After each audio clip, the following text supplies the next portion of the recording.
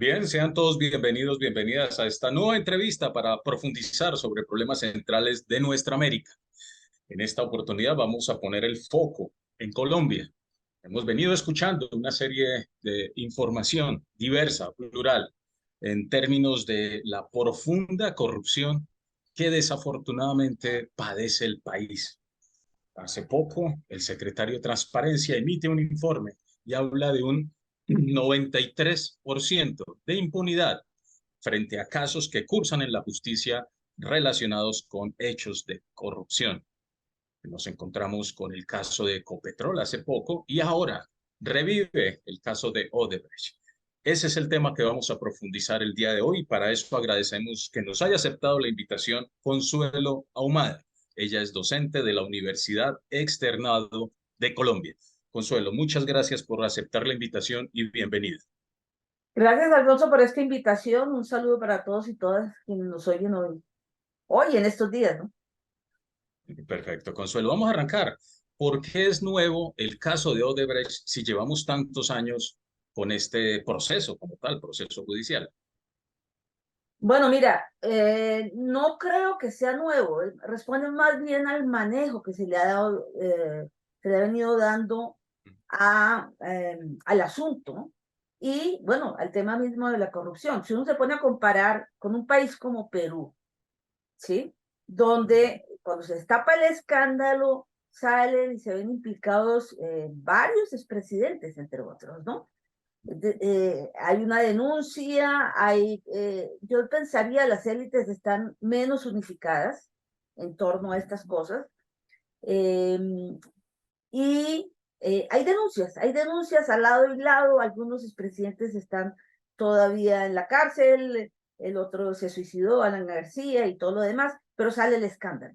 Aquí pasa la cosa como si fuera menor el problema.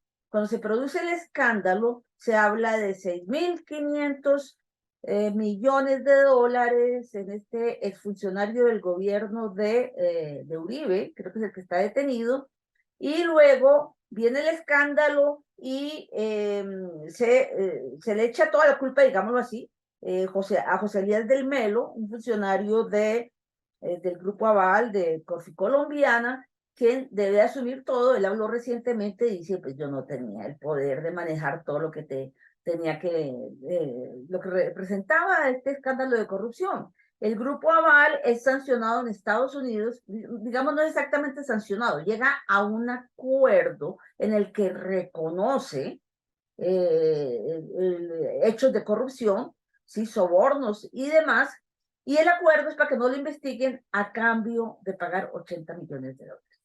Eso es muy típico de la justicia estadounidense, es lo que hacen con los narcotraficantes. El narcotraficante habla, entrega sus rutas, entrega plata, entrega tierras, propiedades y paga algo y le dan una nueva identidad y puede vivir en Estados Unidos, pero eso es el reclamo aquí de Colombia, porque más que narcotraficantes han sido paramilitares responsables de crímenes de lesa humanidad y las víctimas quedan sin conocer la verdad.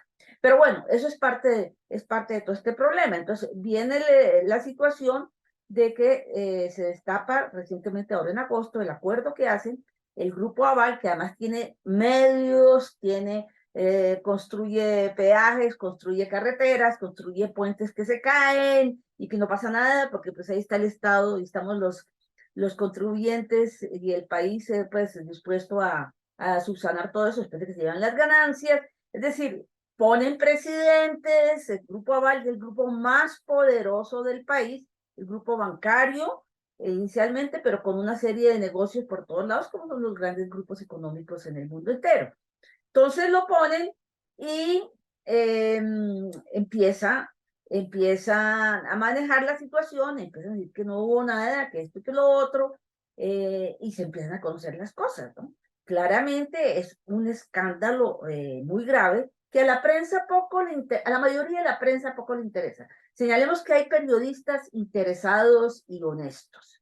Cuando sale la libertad de prensa, como que se piensa solamente en unos pocos que lo hacen, pero se les olvida que los grandes medios tienen unos intereses muy marcados de ver a quién atacan y quién no atacan. Entonces les decía, el Grupo Aval pone presidentes, pone fiscales. Este escándalo de Odebrecht está muy ligado al papel de un personaje que es Néstor Humberto Martínez, que fue abogado, creo que sigue siendo, del Grupo Aval. Logra que el gobierno Santos lo terne para la fiscalía, sale de fiscal, se ve perjudicado el proceso de paz incluso porque es un enemigo de la paz. Sí, el proceso de paz de Santos, ¿sí? Es un enemigo de la paz, llega y hace todo tipo de triquiñuelas pues, contra la paz, pero en el caso este también gravísimo, este escándalo de Pisano que se está destapando nuevamente, que lo destaparon algunos periodistas, es gravísimo. Un señor que era el controlador hizo unas denuncias y aparece muerto su hijo por cianuro. Este es el fiscal cianuro. Sigue ahí hablando, sigue ahí con su puesto en el Tiempo, columnista, el Tiempo es diario más importante de Colombia, y ahí sigue. El fiscal que sigue, que es el actual fiscal Barbosa, pues va por la misma senda, ¿no? Muy ligado al uribismo, pero también muy ligado a los grandes negocios, muy en contra del cambio, todo lo que ha hecho es tratar de sabotear la paz. Ya cuando le sale el escándalo, que el presidente le dice, bueno, vamos a investigar esto a fondo, vamos a revisar los contratos, ¿sí? Que hay vigentes con Corfi Colombiana. Él anuncia que va a sacar 40 o 50 personas implicadas e investigadas. Resulta que son personas que vienen, en general, son los o la empresa brasileña que vienen colaborando ya y no han colaborado más porque la fiscalía nunca les ha pedido más colaboración. Entonces, se pone como el héroe cuando no ha hecho nada sino encubrir los negocios. Pero no quiero quedarme solamente en Odebrecht. Los escándalos han sido enormes. Mire, pensamos en Reficar, la refinería de Cartagena. ¿Implicados quiénes? Implicados expresidentes de Ecopetrol y personas de alto vuelo, exministros. ¿Qué hizo la Procuraduría? Los absorbió. No pasó nada. Se robaron incluso una suma enorme, no la tengo presente ahora, pero se robaron y no hay investigación, nadie dice eso. Es decir, es un control del Estado absoluto por parte de estos sectores financieros, neoliberales, pero yo quiero ir un poco más atrás. En los años 90, cuando se empieza a impulsar y realmente desde los 80 el modelo neoliberal y se proclama el fracaso del Estado, se habla de la eficiencia, de cómo opera el mercado y todo lo demás, y se generalizan una serie de prácticas que legitiman todo esto. Esto es gravísimo. Es decir, no es que antes no hubiera corrupción, pero yo me puse a comparar, yo escribí un libro sobre el modelo neoliberal y me puse a comparar, por ejemplo, el grado de corrupción de Gaviria y su familia en ese momento frente a alguien como los Lleras, por ejemplo, ¿sí? Favores a sus hijos y demás, pero nada que ver, o sea, las leyes eran unas leyes que respondían a un modelo con fallas, pero que tenía como un objetivo claro, que era este modelo de la CEPAL, con muchas fallas, claro, pero dentro de la dominación de Estados Unidos y todo. Pero a partir del 90 y sobre todo después con el desarrollo tecnológico, el desarrollo de las comunicaciones, una cuestión muy importante para la juventud que nos escucha, que no ha vivido sino la época neoliberal, es decir, los de menos de 30 años o menos de 40 años, están metidos en esto y ven como lógico que el sector privado es el que hace bien las cosas, porque eso es lo que nos dicen los medios, ¿no? Ahora ya hay una discusión sobre la reforma, sobre la crisis de la salud, que la montaron, claro, la montaron ahora para impedir la reforma, y la lógica es que el sector privado tiene que ganar, incluso a costa de la salud. Entonces, cuando se generaliza toda esta idea de que enriquecerse es glorioso, de que los héroes hoy en día son los que más plata tienen, va desde los futbolistas que va en impuestos, ya evadir impuestos es robarle a la gente. Sí, los países que tienen estado de bienestar que funciona, hablemos de España, con todos sus problemas, de Francia y los otros, robarle al Estado es robarle a la gente, es decir, no pagar impuestos, ¿sí? Aquí eso se generaliza y aquí el héroe es el que no paga, el héroe es el que tiene la plata en los papeles de Panamá o en otros lados, el héroe es el que, es decir, el que usufructúa todo esto y el malo es el Estado. Entonces, cuando viene un presidente como el presidente que tenemos ahora, y un gobierno, el gobierno de cambio, pues claro que él pretende hacer muchos cambios. Hacerlos es muy difícil. Yo no estoy diciendo que todo esté bien. Claro que cometer, pero ¿cómo no va a cometer errores? Aquí no hay una trayectoria de gobiernos progresistas. No la tenemos. Y los países donde hubo trayectoria, claro que cometieron errores. Pero si uno se pone a mirar los errores de primera, pues no entiende el problema. El problema es que hay un circuito financiero internacional, hay unas entidades internacionales, está el Banco Mundial, está el Fondo Monetario Internacional, está el poder de los países, está todo esto diciéndole a uno que es lo bueno y que es lo malo, diciéndole a uno que meterle a la guerra es lo que conviene en este país, en este mundo de pospandemia. Sí, que la gente se muera, pues eso no es grave, lo importante es hacer plata y meterle a la guerra y darle salida al negocio. Entonces, si eso es lo que nos forma, si esa es la información que recibimos todos los días, además nos acostumbraron a que todo hay que leerlo rápido. Yo soy profesora y tú lo serás también, y enseñarle a los estudiantes no es fácil, hacer que lean, sí, hacer que despierten. Hay muchos críticos, pero como que es difícil conectar la cosa. Entonces es muy difícil quedarnos en que la corrupción es este señor, y este señor, que es a lo que nos acostumbra. Hay que mostrarle, yo he insistido mucho en eso, legalmente, mejor dicho, con las leyes legitiman la corrupción. Una reforma como la reforma de salud legitima la corrupción. ¿Sí? Entre más se demoren en darle dinero a los hospitales y entre más casos rechacen para atención en salud, mejor les va. Y el sistema es más sólido. Ese es el mensaje que nos están mandando. ¿Sí? Es decir, si usted tiene plata, le va a ir bien. ¿Sí? Si no tiene plata, pues aténgase a las consecuencias y más o menos cualquier cosa es cariño. Entonces, esa es la gravedad de la corrupción. No sé si hablé demasiado como varios temas, pero yo quería mirarlo como en ese panorama y en la visión neoliberal, que es clave, que legitima todo esto y que hace que la juventud, bueno, y las personas mayores también, entienda esto como la única forma de manejar un país, de manejar una economía, en general de manejar el mundo, ¿no? Sí, yo recuerdo escuchándote que son muchos asuntos para tomar como hilos, e ir sacando hilos de la reflexión. Uno, recuerdo muy bien que nos decían casi todos los días hace muchos años que había que sacar, privatizar el Estado, privatizar las funciones del Estado, porque lo público era extremadamente corrupto y lo público haría una mejor función, lo privado, perdón, haría una mejor función. Ya vemos las consecuencias. Es decir, hay unos relatos que van orientando.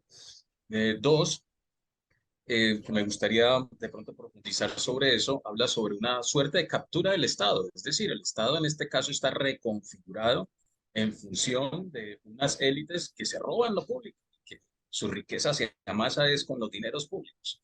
Y tres, una cultura que estás advirtiendo, una cultura, un relato que se impone a través de los medios de comunicación de cómo debe ser la vida, ¿cierto? Entonces, la vida es ir detrás de la ganancia, detrás del dinero y ser exitoso. Y eso, claro, cuando dices eso, miramos quiénes son los que están implicados. Son personajes estudiados, que han pasado por universidades, que tienen sus títulos. Entonces uno se preguntaría qué pasó con el sistema educativo también en términos de lo ético. Entonces, para puntualizar, ¿cómo caracterizar el Estado? Es decir, profundicemos un poco sobre ese tema, Consuelo, si te parece. ¿Qué pasa con el Estado? ¿Cómo se reconfiguró? Mira, en los años finales de los 80, comienzos de los 90, cuando se producen los cambios internacionales importantes, fin de la Guerra Fría y todo esto, se empieza a satanizar bueno, ya se ha empezado a satanizar, pero de manera más sistemática, ¿no? Los neoliberales pasan a la orden del día y dicen el Estado está en manos de políticos, se desprecia la política. Nuestros viejos políticos, claro, muchos muy corruptos, pero no todos corruptos, ¿no? Es decir, uno se pone a mirar bueno, había intentos de hacer algo, hablemos de Colombia, pero hablemos también en general de América Latina. Hubo intentos de sacar adelante proyectos progresistas, ¿no? En otros países, reforma agraria. En Colombia no fue tan exitoso el tema de la reforma agraria, pero viene en los 90 y la idea es, hemos fracasado la idea pregonada de estos organismos internacionales de los países poderosos, hemos fracasado por culpa del Estado. Miren el caso soviético, miren el caso que no se examinó bien, o sea, no era por culpa del Estado, por supuesto, ¿no? Eso, pero bueno, entonces se impone la idea de todos estos tecnócratas, esta tecnocracia, ¿sí? Que sigue operando. Tecnócrata es un tipo como Carrasquilla, ¿sí? Que hace el Estado el negocio, hace sus bonos de agua, gana, tumba a 114 municipios, les da unos créditos a unos precios mucho más elevados que los del mercado en ese momento, y los municipios quedan sin agua y no pasa nada. El ejército, luego viene, bueno, el estallido social le corresponde a él. Lo nombran ahí, pero sigue habiendo muchos de estos personajes. Mandan su plata a otros bancos, los tienen ahí, no producen, no generan empleo. Todo eso es visto como factor de éxito. En los años 60 había héroes, había líderes, ¿sí? De una u otra manera, estuviéramos de acuerdo o no con ellos. A partir de los años 90, los líderes, los héroes, son los que hacen plata. ¿Sí? Yo a veces les pregunto a mis estudiantes, bueno, ¿y cuáles son? Pues sí, ¿qué hace plata? ¿Sí? El que hace plata, el que gana y el que disfruta y el que guarda automóviles de marca y el que hace esto y hace lo otro. ¿Sí? Eso es un antivalor muy claro que lo percibe la juventud, lo percibe la sociedad en general. Eso es lo que sirve. Esa idea puritana de que la persona se hace a sí mismo, estudiando y trabajando duro, que nos muestran las películas gringas, está muy difundida, pero difundida, es decir, ideológicamente, porque la gente sabe que trabaja y trabaja duro y nunca va a llegar a ni siquiera a los niveles de superar la supervivencia. Eso fue el estallido social, eso nos lo mostró, ¿sí? Entonces, falta pasar de ese estallido social a una comprensión más clara de las cosas, porque que el estallido social se haya dado de manera tan masiva en Colombia no quiere decir que la gente necesariamente comprenda lo que hay que hacer, ¿sí? El cambio, ahora el cambio tiene que ser pausado, obviamente. No se permite de otra manera, ¿sí? No se puede concebir en términos ideológicos, políticos, esto sí y esto. No, es un proceso, hay que aprender en ese cambio, pero hay que entender qué es lo que está en juego. Uno mira estas reformas sociales, ¿qué es lo que está en juego? Que los fondos de pensiones se opongan a la reforma, ¿qué quiere decir? ¿Sí? ¿Qué hacen ellos? ¿Qué tienen? Ahora, los datos hay que buscarlos, ¿sí? Y hay que leerlos y hay que cruzarlos con la gente que no tiene, con los viejitos y viejitas que no tienen cómo vivir. La reforma laboral, hoy escuchaba a uno de estos defensores del orden establecido decir que por qué pagar horas extras, que por qué pagarle a los de Rappi y a los repartidores y a los de las plataformas, que por qué. O sea, cualquier cosita es cariño, cualquier tipo de empleo es cariño, ¿no? Entonces, esa lógica hay que romperla. Eso implica, a mi manera de ver, un esfuerzo más grande, ¿sí? Uno le dice a los estudiantes, lean, pero bueno, hay que orientarlos un poco, ¿no? Miren esto por esto, porque incluso los profesores muchas veces nos quedamos en el hecho, ¿no? Los hechos son contundentes, pero miremoslos por qué, a qué responden. Los errores también existen, pero si nos quedamos en los errores, pues volvamos y afiancemos lo anterior, los anuncios. Entonces yo creo que es un conjunto de cosas que hay que tener en cuenta, mirarlo en este orden internacional. Al gobierno actual le dicen tiene que cumplir la regla fiscal. No se entiende mucho qué es eso, pero es más o menos pague la deuda. Es eso. Pague la deuda. Endeúdese y pague la deuda. Lo tiene que hacer. Ahora, el gobierno yo creo que lo tiene, no tiene otra forma. Algunos economistas han dicho, pero ¿por qué se compromete con él? Pues es que si no lo hace, lo van a bloquear por todos lados en este mundo.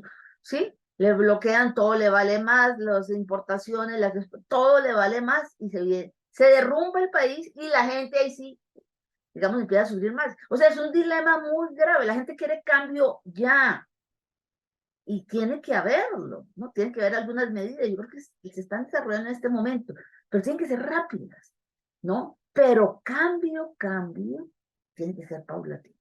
Hay que sentar las bases de ese cambio. Y hay que entender que esto es difícil, esto es duro, esto se va a demorar, pero también entender entender a fondo las cosas, ¿no? Sí, tenemos más de 30 años reconfigurando un Estado y de manera violenta, porque aquí está también toda la etapa del paramilitarismo que no termina, Ujú. que también ayudó a reconfigurar el Estado. Ahorita hablabas de los bonos de agua, en esos municipios el paramilitarismo hace una presencia Sí. total. O sea, ya hay una relación de la violencia, la reconfiguración cooptada del Estado. Entonces tenemos un Estado cooptado. Y ahora hablabas de las reformas. Las reformas afectan a estos mismos empresarios y a esos mismos entramados que están hoy rindiéndole cuentas a Estados Unidos, ¿cierto? Entonces, bien, quisiera profundizar un poco en ese tema clave que estás presentando de la cultura. Es decir, hay una suerte de cultura que arropa un sistema de disvalores, de no valores y que es aupado también por los medios de comunicación que hacen parte de esos mismos gremios. ¿Cómo ha actuado los medios de comunicación frente a toda esta problemática social?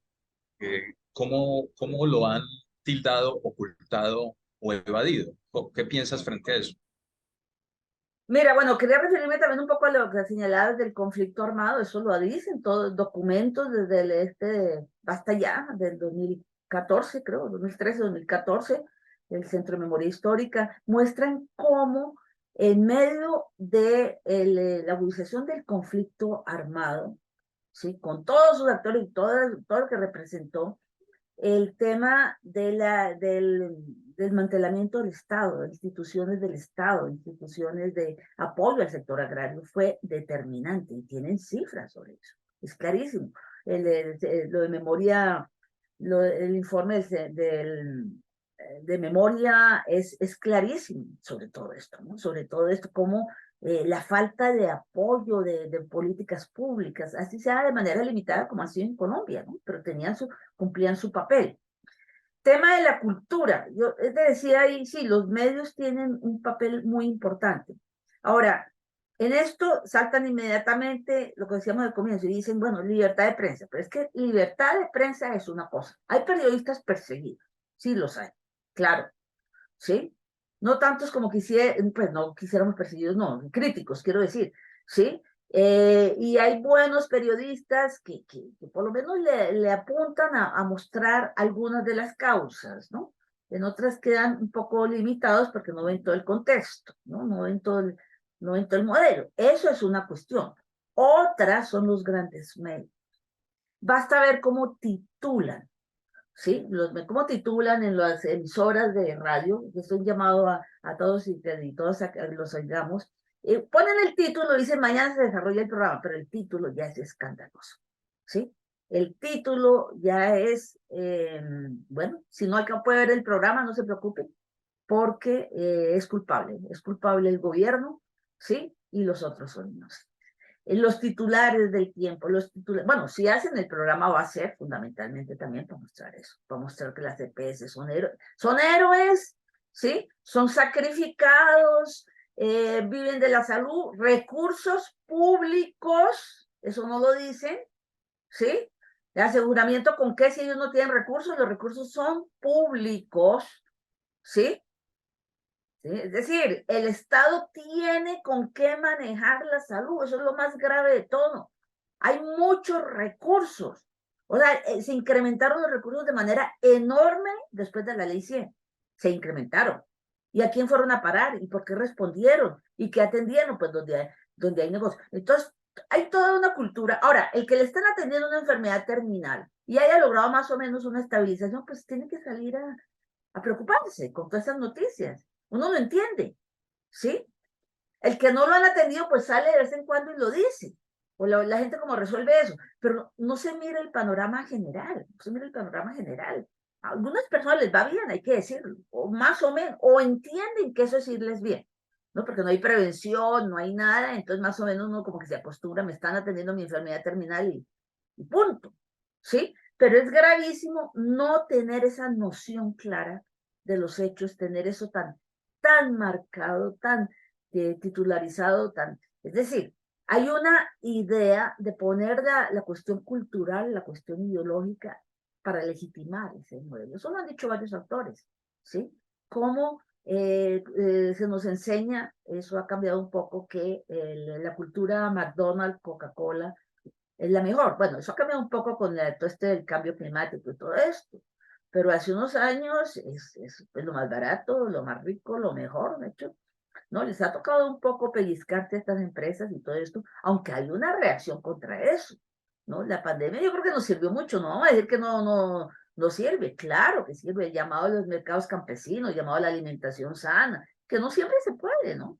Es decir, la gente come lo que puede consumir y lo más barato de consumir es la comida chatarra, los ultraprocesados, ¿no? Que no les entran ni gusanos. Entonces, muy grave todo esto, hay que entender la situación. Claro, la situación económica es que tampoco la gente puede, algunos sectores pueden hacer más o menos comer lo que quieran, otros más tienen que mirar todo esto y a pesar de que lo sepan, hacerlo. O sea, hay toda una cultura a favor de las multinacionales, de los grandes mercados, de los sectores más ricos, de los financieros, que es decir, salir con la idea de que el banco le hizo el favor de prestarle la plata, mire cuánto está pagando de interés, ¿no? Entonces hay toda una complejidad en esto que no se resuelve fácil, no se resuelve fácil, pero es un llamado, sobre todo a los que tienen oportunidad de estudiar, ¿no? Yo eso insisto mucho en los estudiantes, están ahí sentados y aprendiendo qué. Miren esto de manera crítica, confronten. De ahí la importancia de la educación, volvamos a eso, ¿no? Es la posibilidad de uno sentarse y por lo menos discutir, cuestionar, oír. Sí, la formación política que incluso se dejó y se fue dejando. ¿Qué papel han jugado o podríamos afirmar que los partidos políticos que deben ser esa cadena de transmisión entre el pueblo y el Estado se han transformado en esa lógica que se está relacionando en unas empresas criminales? ¿Podríamos llegar a afirmar eso?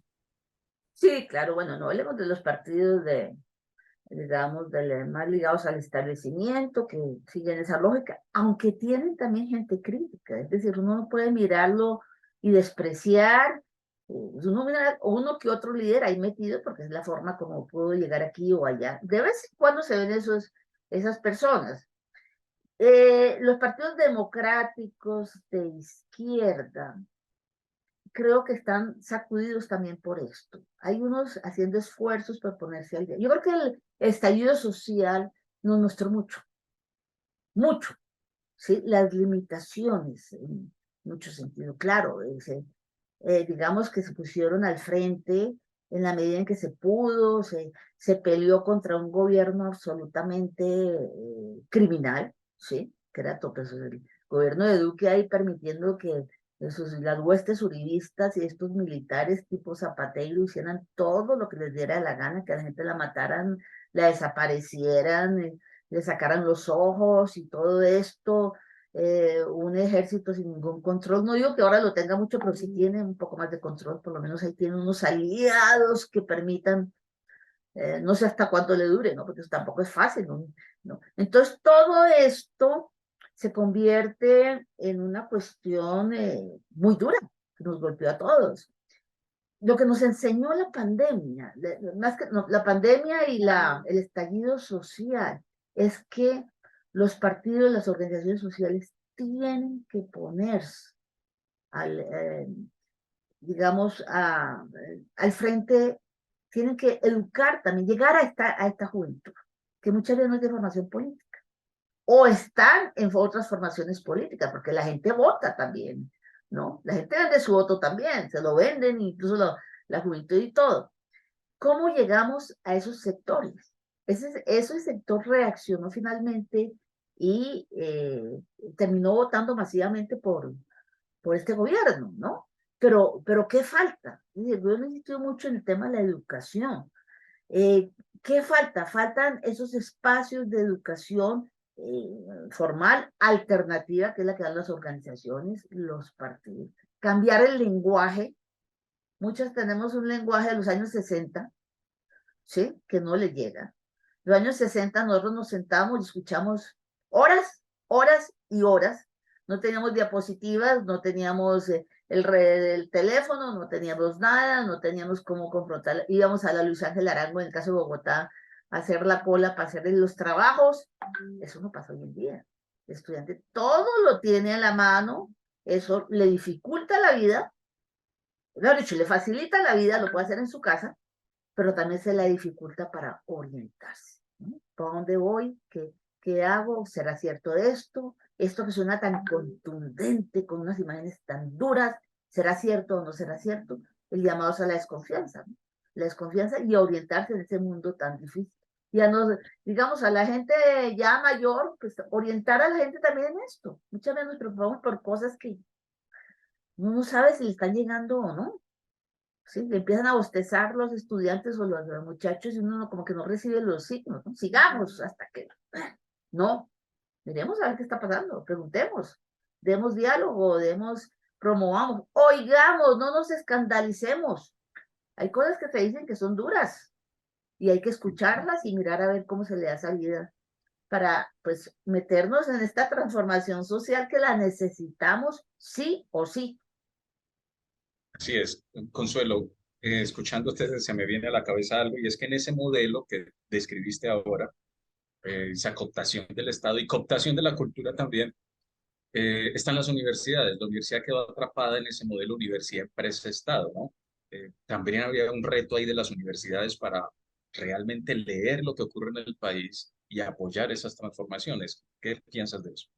Creo que sí, es decir, uno lo ve, la pública y la privada. Entonces no saquemos a la pública porque también está metida, es decir, hay unas presiones enormes para los profesores de hacer cosas que yo diría medio inútiles, ¿no? Publicar, pues sí, pues hay que publicar, claro, y eso, no, eso es importante, pero muchas veces publique cualquier cosa que no se va a leer, que no va a leer muy poquita gente, y todos estos estándares que se han sacado, no solamente de Colombia, sino en todos lados, que si citaciones en inglés, que si en otros idiomas, que cuántos autores, que toda esta cosa, eso es una cuestión que ha sido muy controvertida, ¿no? De reconocimiento, porque el reconocimiento en última, la presión sobre los profesores, bueno, las universidades tienen esa presión.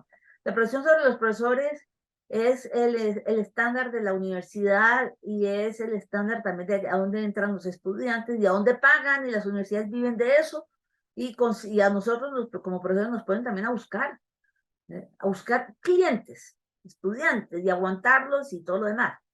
Pero yo creo que hay gente rompiendo esto. No diría en qué proporción, pero rompiendo esto. Y de todas maneras la educación es dinámica. Es decir, un profesor que a nuestro juicio o a juicio no estamos, dice cosas con las que uno no está de acuerdo, pues yo le digo al estudiante, pero óiganlo y tomen nota. Porque esas cosas son importantes conocerlas. Ahora, hay que confrontarlas. Pero uno tiene que aprender eso. Uno tiene que aprender eso. Es decir, yo estudié en Estados Unidos el doctorado y yo escuchaba unos profesores que decía, bueno, pero obvio que es importante conocerlo, ¿sí? Y más si son personas serias, ¿no? Es decir, no se puede despreciar las cosas sin conocerlas, digámoslo así. Hay que conocerlas, para escribir hay que conocer, hay que confrontar y tratar de orientarse en una situación. No siempre es fácil, pero hay que hacerlo. Bien, Consuelo. Hay preguntas que nos quedan y te seguiremos molestando para profundizar sobre los temas que nos quedan. Quisiera cerrar con un llamado que hagas al movimiento social en este espacio, en este momento histórico, en este contexto.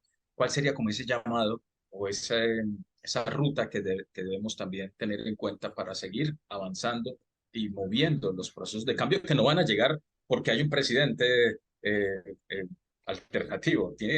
Hay que seguirnos movilizando. ¿Cuál sería tu llamado?